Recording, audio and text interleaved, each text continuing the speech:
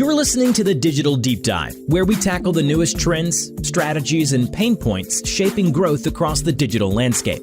From Amazon and D2C to international expansion, join our host and e-commerce leaders across multiple industries for in-depth discussions on how to maximize your brands in the digital arena. Now, here's your host, Aaron Conant.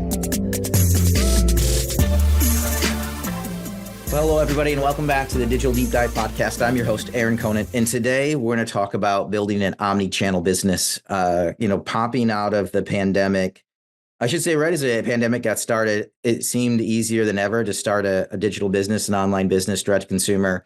But what we found as we come out of the pandemic, there's been a lot of questions from brands I'm talking to about, well, I really need to be in store. Building a direct to consumer business is not as profitable as it once was. It's harder to grow than it's ever been.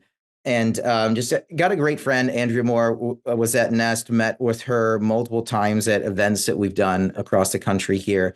And we're just having a great conversation around this omnichannel piece and around her experience in building those businesses. And so I thought, why not share it with the community as a whole? So I invited her on today. But Andrea, I'll kick it over to you. If you want to do an intro on yourself, kind of your background, that would be awesome. And then we can kind of roll through that. Maybe we'll get into tech, AI, digital marketing. What does it look like? And what are the tools they should be using? And then maybe we'll get into what's next for you as well. But let's see where the conversation takes us. Sound good? Yeah, sounds good. Thank you so much, Aaron. It's so great to see you, and it's so good to be here. And I'll tell you a little bit about myself. So I have spent the last 20 or so years launching and building digital businesses, primarily within omnichannel retailers. In the consumer brand sector, everything from billion-dollar publicly traded on the stock exchange companies with 600 stores to, startups with 12 people, and loved every different version of that. And, they all have their fun and their challenges. Primarily in fashion and beauty. Most recently, I was at Nest New York, which is a fine fragrance company that sells home fragrance, fine fragrance, and fragrance technology, and very widely distributed in places like Sephora, Ulta, Amazon, boutiques, department stores, and direct to consumer. I was chief digital officer there, where I was responsible for 40% of company sales with direct to consumer and Amazon. And also I was also charged with leading the digital transformation for the company. So we sold the company at the end of 2022, and then I stayed for a leadership transition for the next year or so. And now I'm taking a little time off and working on my next new thing. Awesome. Well, thanks for jumping on today. And I want to dig into it a little bit. So when I was kind of giving that caveat at the beginning, or that the kind of brief intro, is that something that you saw as well? And then how are your thoughts around omnichannel and how people should be thinking about it? Would love to hear that as we kind of pick back the layers here. Yeah, for sure. I mean, I've seen it a couple different times, right? Because I've been at this for a while. So digital, if you think even pre-pandemic, there were, like let's say 2014 to 2018, super cheap customer acquisition. The tech part was a little harder, but the customer acquisition piece was never cheaper or easier. And Facebook was really kind of coming into its own with algorithm and segmentation. And, you could really make the case that you could acquire customers more cheaply than any place else and really build up a business. Like if you had a product that you could sell, you could build up a business if you could, if you knew how to work with Facebook. So I saw that phase. I saw the pandemic phase, which was really, we've got to shift everything to digital in order to survive. And then, how do we manage a huge uptick in the digital business where maybe other channels were falling off? And I also saw, earlier stages where brands that had catalogs shifted to e-commerce. And that was sort of a layup because you already had a consumer who was used to buying things online, used to getting things in the mail, that just needed to be shifted to web. And then I saw, companies with great big store bases that were a little concerned about e-commerce and how it was going to fit into their model and how it wasn't going to cannibalize what they were already doing. And how do they leverage digital? So I've seen it all. I feel like I've seen a lot. I haven't seen it all because it's not over till it's over. But I think omnichannel has always been important. It's never been out of fashion. It's actually where my sweet spot is and where my heart lies. I really, even though my entire career I've been responsible for the digital P&L, the e-commerce P&L, I really feel from the bottom of my heart that brands that are successful, they really don't care where the consumer buys as long as they buy from us. And if you can instill that mindset from the top of the company all the way down, it makes things so much easier. Everyone starts to really row the boat in the same direction, and you get a lot less friction and a lot less infighting about budgets and resources if everyone just says, how do we win in the market wherever the customer is? So that's my jam. Yeah, I totally, I think from the standpoint of all the conflict, like I was at a large OTC pharma company and bringing in the digital aspect, there was so much conflict from it, right? Around, hey, are they going to go buy online? Are they going to go buy on Amazon? Or are they going to go to the retailers to buy it? Right. There's a lot of conflict because a lack of understanding Right. that was out there. And I totally agree with you that once you get past that mindset of where they're buying, Right. it's not necessarily the biggest thing, but are they buying from you or are they buying Right. from the competition? Because we had these conversations all the time. Like, was we launched on Amazon, we weren't cannibalizing a Walmart customer. We weren't pulling them away. They were leaving. Right. Target. We were catching the leakage. And the question was, do we want to be there or not? Right. Because we were traditionally in the brick and mortar space almost exclusively. Do you want to be there or not? Right. And if you're not, they're buying somebody else's product. Totally. It's so true. And like that question has evolved so much over time from should we be there to how do we want to show up there in Amazon or other marketplaces? It's not a yes or no anymore. It's how fast can we do it and what does it look like for our brand? Like what does success look like for our brand? Because the reality is we're all omni-channel consumers. Like you buy things online and you buy things in stores all the time.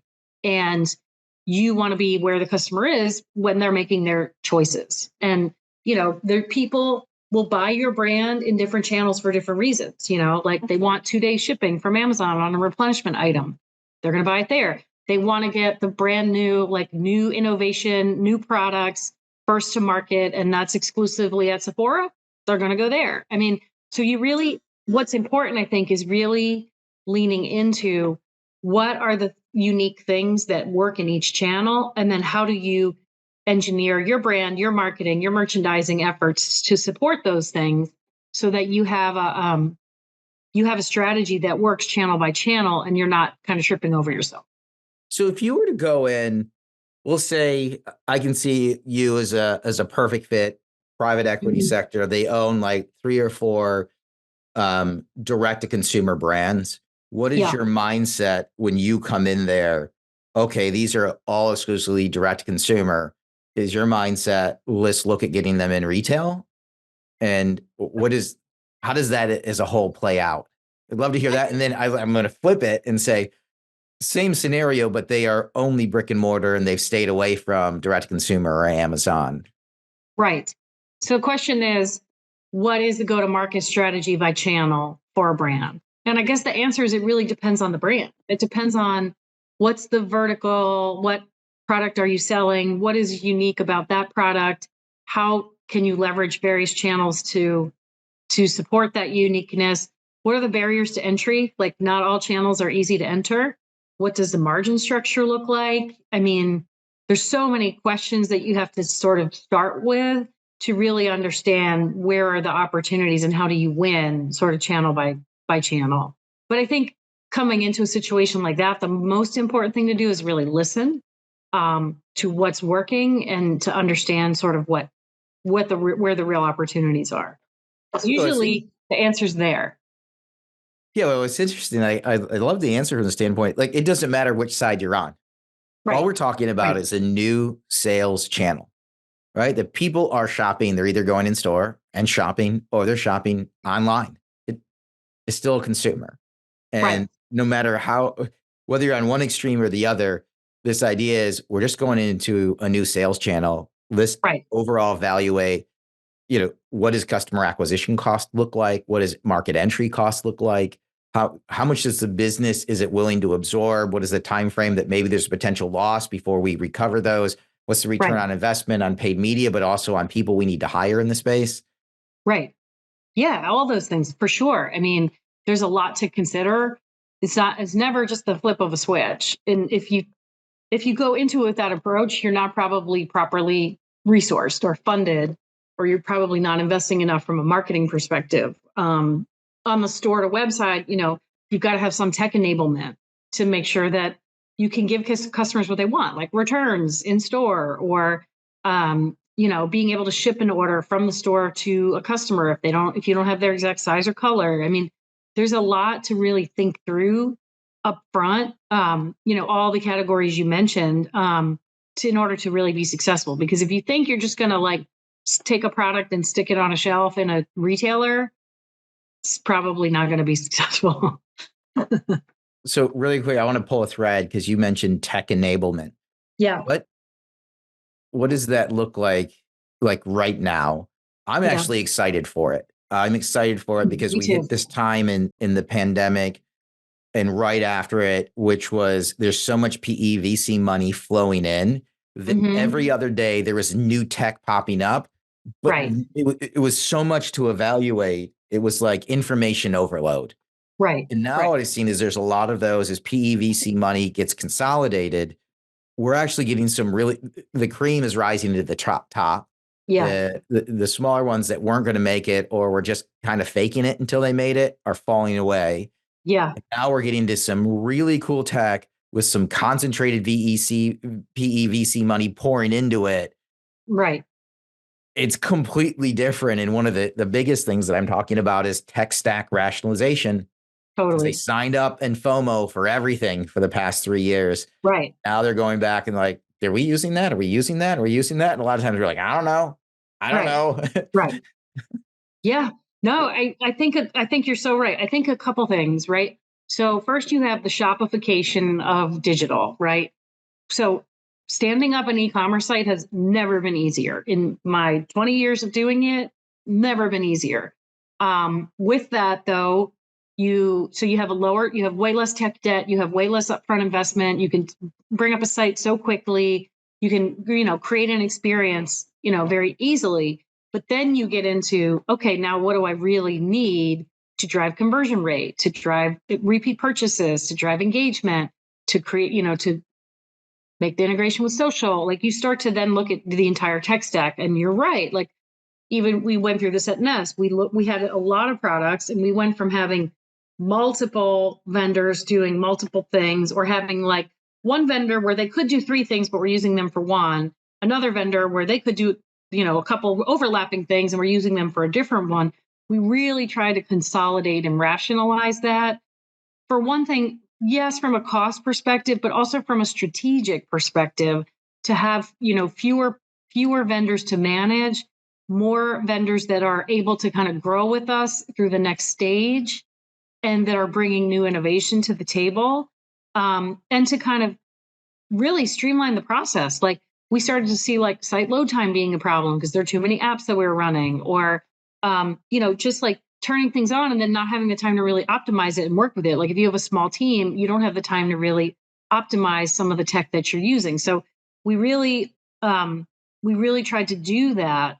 And I think that's an ongoing thing for brands, regardless of the size, is a continuous rationalization of the tools that you're using. And then the tools that you're using, but then also what is next. So one thing I actually really like to do is sign a longer contract with some vendors, really be in it. Like, I don't want to be renegotiating contracts like every 6 to 12 months. It's a pain in the butt. It's Nobody painful. likes it. No one has the time. You don't really put the effort in. And then you're like, well, I guess we'll just renew. Well, that's not really great. That's not a strategy, right? I would much rather do the work up front, go to the vendor and say, I want to sign with you for 24 months. And at 18 months, we'll decide, do we stay together? Do we not? What does that look like? What are you bringing to the table? Things are changing rapidly, but a little bit less rapidly maybe than they were a couple of years ago. And so I think it's going a little deeper with the tech vendors that you have that can really partner with you, that you trust, that can add value, I think is a better long-term strategy and just less running around with things. I think, if we talk about AI, you start to talk about, the tech, like the investment, there's so much money going into tech, particularly AI from the VCs and the private equity folks. And even, you were at ShopTalk, I was at ShopTalk, like walking that floor in the exhibit hall, I still was thinking like there's one or two out of every like 7 or 8 of these that is not going to be around in a few years. And so as a business owner, that is a really challenging proposition. How do you evaluate the landscape of what's out there and how do you make the right choice for the next 2 to 3 years max of what's going to be the right solution for you? And it's not easy because right now everything is AI. AI is like the blanket term for everything. And you have to really know the questions to ask to dig a little deeper on that to understand what a solution is really providing. And then what is their capability? Like how much is smoke and mirrors? How much is really there? How much are they leveraging someone else's data versus building their own data pipeline? Like what are the tools on top of that? Is it easy for, the end customer to use? How much of that is happening? So I think it's a lot. Yeah. And then, the other thing I would say is we're all talking about tech enablement, but what problems are we solving? Like, I don't think companies are really doing the deep thinking, the soul searching about like, okay, we know, someone is saying we got to have an AI strategy. Well, what problems are we going to use AI to solve is the starting point. Like what makes sense for your organization? To really bring that to fruition, because I just don't think if you don't start there, you're just kind of like, it's literally step one in the water. Yeah. it's step one in tech stack rationalization. Right. What are we trying to solve for? Right. What is there a problem here? Is there a problem? What are our needs? Okay. Right. Now let's look and see who's satisfied it and who's not. But then let's look at the different options that are out there. And again, what used to happen, for the past few years, you go to do an RFP and there's like 20 to 30 companies. Mm-hmm. You're like, I don't have time for it. So you can either just randomly pick one, but then to your point, like you have to know, you have to know if they're going to be around. You start getting into, especially some of these startups, which are like, cool. Where are you at on the funding, right? Are you pre-Series A, post-Series A? Are you just, startup? Are you self-funded? Right. You get into these weird questions that you used to never ask. Right. But who are your real customers? Like, beyond, like, when you look at that logo slide, what are they really using you for? Which is funny because I'm there looking, because I like to be a connector, right? And so I'm there, I'm not on the brand side anymore using them, but I want to talk to them to understand what they're doing. And what's really cool is when they hand me here's our customer list.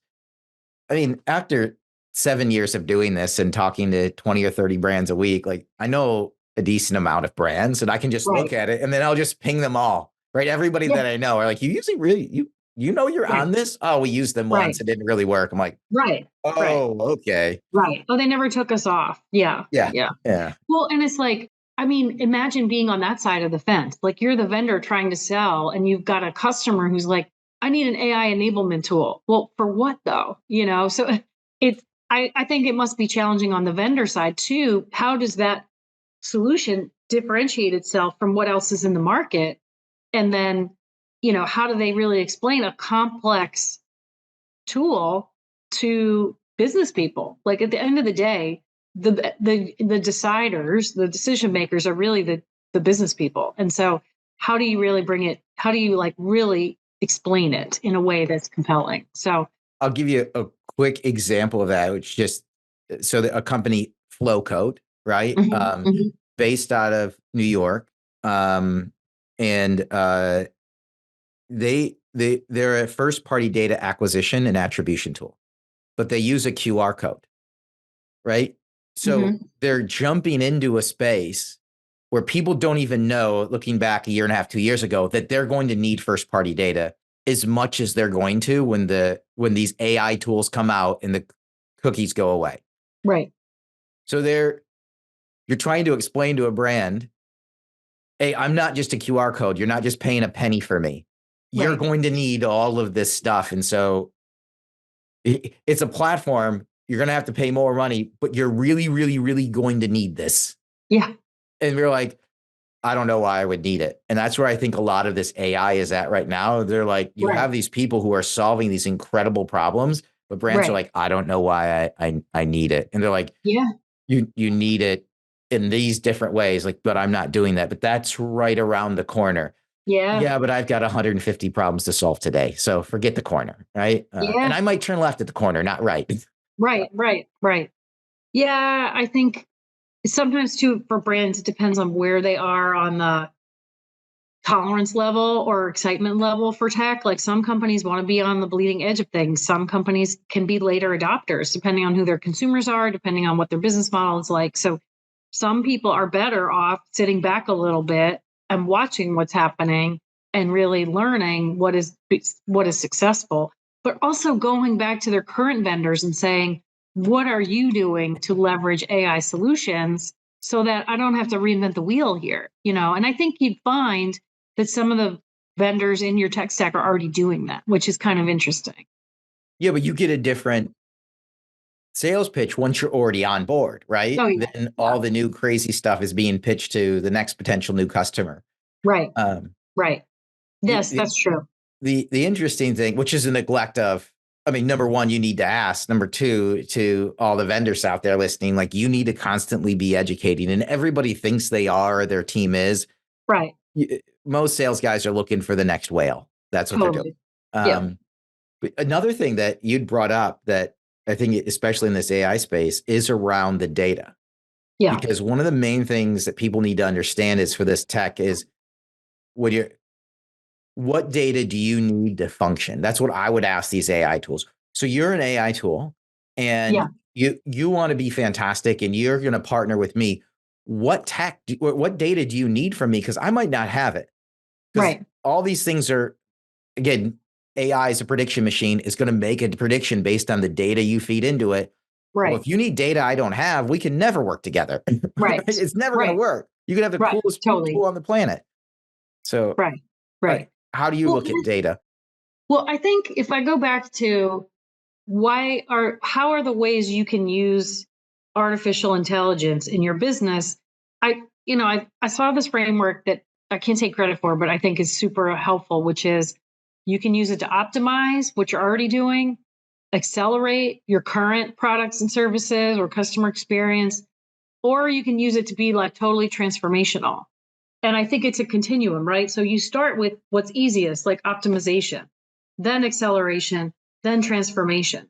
So, like an easy use case for optimization might be we're tired of making all these creatives that we need for paid media. And we're going to let the algorithm, we're going to leverage artificial intelligence to help us optimize what we're doing here so that our creative people's time can be better spent on things that are more strategic. That's like a use case that I think you could rally people behind internally at senior level. And also, I think the tools exist to make that work externally. Like you can do a million like copy tests, offer tests, creative tests that don't really require a lot of human intervention anymore. And I think that maybe is a use case for optimization. In that case, you're not relying on that much internal data.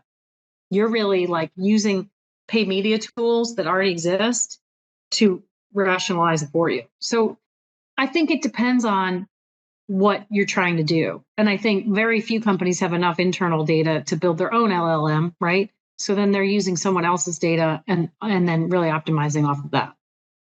Do you think we get to the point where we have like a chief AI officer? Oh Like, man. I bet some companies probably do already. I mean, there's still so many questions about data and privacy and what the models are being built on. And now they're talking, like I was listening to this podcast, New York Times podcast, about how it's like now they have to like create data from the existing data. So it's artificial data. And then, I think we're at the very beginning of this. And it's far more sophisticated than, anything I've seen in my career, enabling tech for selling things. yeah, Right. yeah. And the interesting thing is it brings in the reason I think about it from a chief AI officer is almost like, on the security standpoint or the legal aspect, it brings in so many new, not only you have to stay on top of all the new tech that's coming out, but there's a liability side, right? Yeah. Of what is it creating? What is it putting out there? Where did it pull from? Is there copyright issues, trademark? Right. Is there anything that you pulled in? Is it only using your own data? It's like this whole subset that somebody has to own. And Yeah. I just think in the chief digital officer space, it's like almost too big, right? It's Yeah. almost like you just gave, a $150 million Amazon account to a single person to run, Right. right? You almost need a check and balance against it. Like Yeah. someone who really owns the privacy and the data integrity piece that works in harmony with the chief digital officer who already has a full-time job Right. driving a business and, working on all these other things. And the CDO, man, they're working more than they ever. The most impacted job has been in digital has been the marketer, Yeah. right? The digital Yeah. marketer who is now being asked to be accountable for every dollar spent anywhere digital, including, retail media now. Yeah. It's not just TV, right? It's connected TV. And now, Right. I mean, Amazon's blown into that space. Like, at the same time, you can't do it on your own. You have to Yeah. have all this tech or agencies. Agencies are going through turmoil, and the tech they're trying to use to upkeep, as well as everybody's jumping over or getting Right. acquired. And you had a fantastic agency that now just got acquired. The founder leaves, the passion's gone. There's all, Yeah. and then I don't know, like, I mean, the cool thing is we've never had more tools at our disposal as marketers. Like there has never been better tech than what we're working with now. I think it's the tip of the iceberg. It's also like it's the same thing as like when you buy software. Like you're going to use 20% of it maybe, and like 80% of it you just either is not relevant to you or you just can't get to it, right? So like a big part of the question is what are the key 2 or 3 things that I can use to drive my business, Because if like Warren Buffett said, like take your to-do list of 10 things and like scratch off the bottom 7. Like you're not getting to those. So like you got to stay focused on what are the things. You have to look at everything through the lens of what works for your business and your consumer. Like, that's the hardest thing I think is to stay focused on how these things drive your business. Because there's a lot out there and we could spend our whole day just looking at technology solutions. yeah. And I love it from the standpoint of you're just having me think as you're saying, because there's a lot of different vendors out there. Yeah. Right. But don't get sold on the shiny objects that you're not going to use. So maybe the Right. 2 vendors have the same 10 capability, or one maybe has 5 capabilities. The other has 10. Yeah. And you're paying for 5 that you're never going to use. Right. Right. It's Right. like the washing machine I have, Yeah. right? It's got the steam cycle. Like it's got, I hit normal or delicates. Those are the 2 things I Right. hit, right? Normal or delicates. And the Clean. same thing on the dry. It's got, I can download. It's a new like washing machine. It came down with this download feature where I can put an app on my phone and then I can tell all the cycle what I want it to go, and I can have a downloaded one. Like, Right. Nothing no. serious. So No, I don't hear get sold you. on the shiny. If you don't need it, Yeah. don't buy it. Right? Just Yeah. go Yeah. with the leader. And I know it's a lot. It's just, I do think at this point in time, it's better to stay focused on a couple key initiatives that you can leverage with tech solutions. And I agree with you on the agency side and the media mix side. It's, for years now, we've been so hyper focused on ROAS and cost per click and conversion rate and CAC. So when you try to go up the funnel, it's a whole different conversation internally that you need to really have about cost justification and how it doesn't necessarily work the same way. Because I do think those top of funnel tactics, though, all those strategies work. Like CTV is incredible. Like, I mean, it's incredibly targeted. It's incredibly efficient. There's so much you can do with it, but it's not, you can't draw a line from it to, a click or an order. It's like PR. Like, you need it, but you can't always quantify it. It's Yeah. I think it's been very compelling though. Yeah, there's a podcast I did with Megan Caroon at Data, and she's breaking it all apart right Uh-huh. now. It's not cheap though, Yeah. right? It's not super expensive, but it's not just like a SaaS-based platform that's out there, because there isn't a SaaS-based platform that's doing it to this Yeah. level of detail, but then looking at actually what's working and what's not, but Right. getting to the detail where like, actually you can turn off Meta because it's not driving anything and it's Yeah. not impacting. That's what stuff that people want to hear. But Yeah. until we've had some tech in the AI and the machine learning on the back end that can crunch all the data that needs to be crunched, we haven't been able to get there. So I'm with you. Like, it's never been more exciting it's never been Yeah. more tiring. There's never been more change, but there's Right. also never been as many tools, and it's never Right. been as exciting as it is right now, because everything you've been asked for over the past 2 or 3 years around what's working, give us, overall KPIs, and is it really working? Is it not? What are the channels? Should I turn them on, off, testing, learning? Yeah. 2 years ago, it was too much work. And now we got partners that can help us do it. Yeah. We've got um, even like on the site speed side, these guys that are pre-caching a site at Yeah. the edge, at literally at the mobile level. Yeah. You have near instantaneous site speed, but also security, because it's tied to Amazing. a single device. Yeah. And it's crazy. I've been picking your brain forever. Like, any questions like for me? Yeah. I mean, what are you seeing in the space? Like, what excites you right now that you've been seeing? Because you get to see a lot of technology and a lot of vendors before maybe the average, digital person does. What's exciting to you out there? Um, so I'm gonna put a couple different hats on. One is when I was on the brand side, it kind of that conflict that I was talking about, I got stuck in IT. And Yeah. so in IT, you see a lot of crazy stuff. And so like that website, Edgio is this company, they enhance Uh, sites by doing that, right? But security is the bigger piece. And in all of this stuff that's happening right now, people often forget the security piece. And so we finally got tools that address it, that can address it at the device level rather than hitting a node and hitting everything. But it all plays back to this theme around number one, org structures are finally getting there, yeah. where people understand. We saw a layer get trimmed out. Yeah. I found quickly the whole path. Pandemic hits. Everybody updates their LinkedIn profile with digital at the beginning of it, right? Content specialist, digital content specialist, Yeah. right? So Yep. then all these people got hired into all these new roles, but didn't necessarily have what was going on, all the talent that they needed. They weren't trained enough in it. Spent a few Right. years getting trained, but then some of them got trimmed out. That's what's just kind of happened at the end of last year. And now we've got leadership at levels being brought in where they can understand who needs to be on the team Yeah. and the tech that needs to be there. And brands are spending less time having to constantly preach upwards. Okay, well, this is what ROAS is, Right. right? And more time executing and delivering, actually, Yeah. this is the KPI.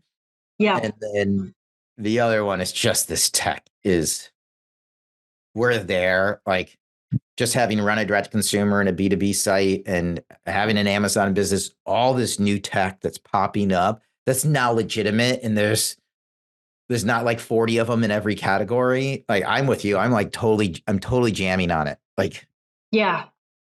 That's crazy.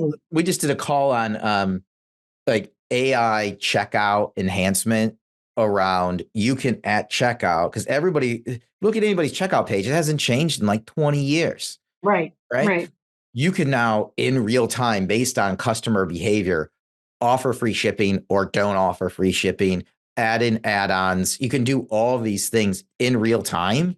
You Yeah. can A/B test what's converting, what's not, give additional offers, follow up, sign up for emails, and all A/B testing on the back end, and then deliver. And they're seeing like basically, increasing conversions of like 5 to 7%, which That's depending on the real size of your money. business is huge. That's real money. Yeah. Yeah. If you can get So, someone to the checkout and then optimize it like that. Yeah. I mean, I'd love to and know who those people are.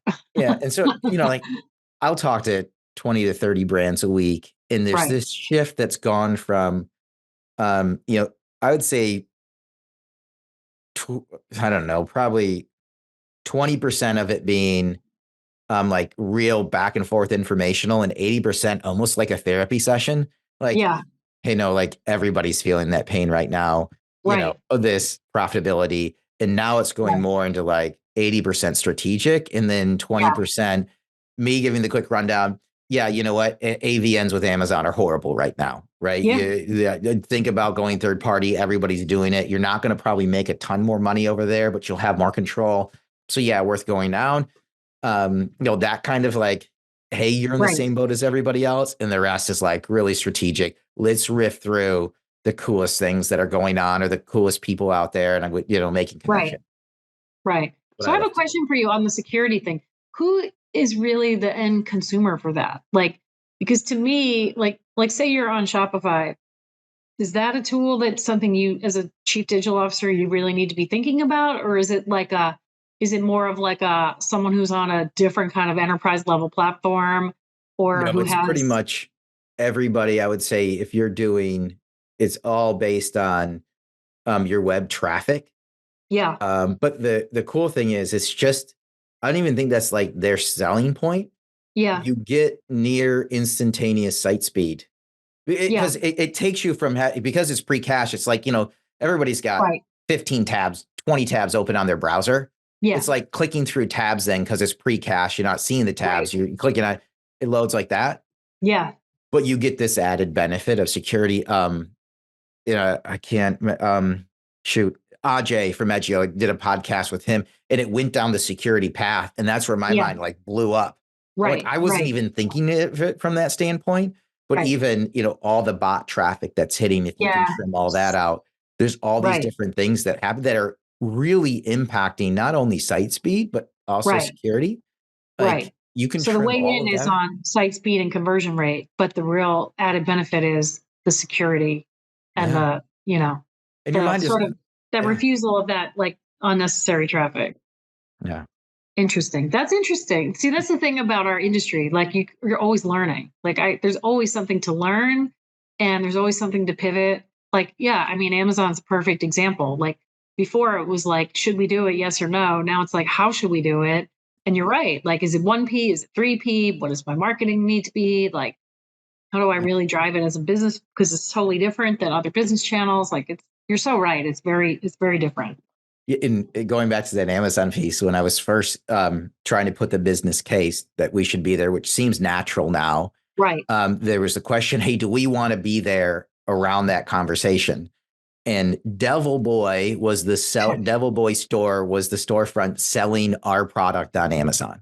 Yeah. And I had to print that Of course off. it And I was was. like, the conversation's already happening. It's not Yeah.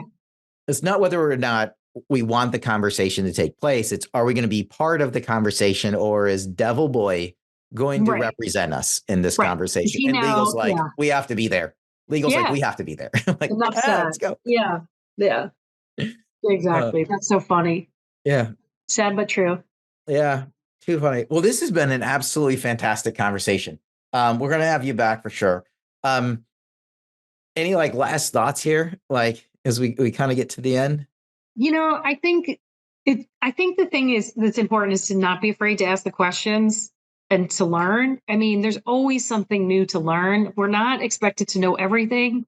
We're expected to come to work with that curious mindset and that ability to really synthesize what's happening. But you can't do that unless you ask the big questions. So I guess that's the thing that I've been thinking a lot about lately is, you know, at this point in my career, I think I have a much better understanding that I'm not supposed to know all the answers, but I do have to know what questions to ask. So that's what I would say. Awesome.